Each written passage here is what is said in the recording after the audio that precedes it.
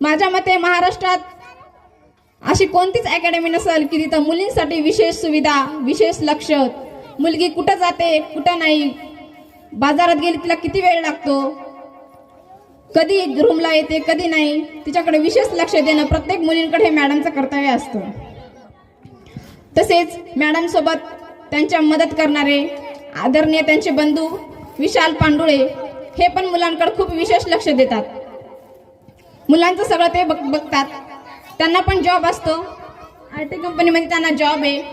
त्यांची night duty असती, सकाळी 2 वाजेपर्यंत ते जागीच असतात ड्युटी करत। सकाळी 5 वाजता ते मुलींकडे लक्ष द्यावं, शिक्षकांचं लक्ष सगळीकडे नसतं म्हणून मुलींसाठी ते सकाळी 5 वाजता उठून येतात आणि स्ट्रिक्टली मुलींना रस्त्याच्या सोबतच स्कूटी घेऊन असतात आणि कुठं न जाता कुठं मुली न फिरता त्यांच्याकडे विशेष लक्ष देतात। त्यांनी पण खूप काही केलंय माझ्यासाठी, त्यांचा पण खूप मोलाचा वाटा आहे। माझं जे सिलेक्शन झालं त्याच्यामध्ये वेळोवेळी मार्गदर्शन देणं, अभ्यास कसा करायचा, कर्मला थोडंसं मोटिवेशन द्यायचं, सगळ्या गोष्टी ते आम्हाला सांगायचे।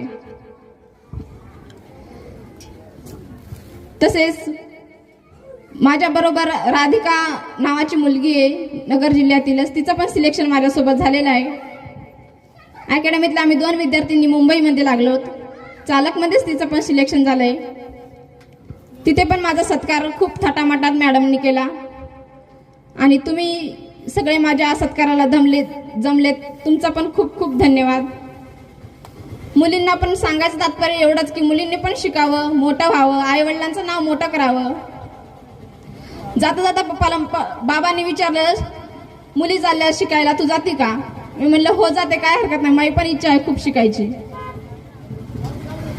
जाता जाता म्हणायचे, बाई जा पण चांगली रान, चांगली शिक।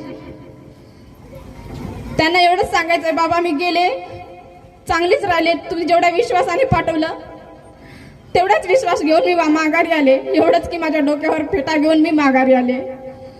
आज खूप अभिमान वाटतो की मी त्यांची मुलगी आहे आणि त्यांच्या विरोधात मी कोणतेही चुकीचं काम न करता आज खूप आनंद होतो त्यांना बघून, त्यांच्या चेहऱ्यावरचा आनंद बघून। मला अभिमान आहे त्यांचा की ते माझे आई वडील आहेत। त्यांनी जे माझ्यासाठी केलं ते कोणीच करू शकत नाही। एका मुलीला एवढ्या विश्वासाने एवढा लांब पाठवणं हे सोपं नाही।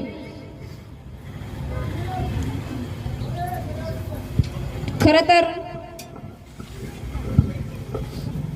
आम्ही 3 बहिणी खूप खर्च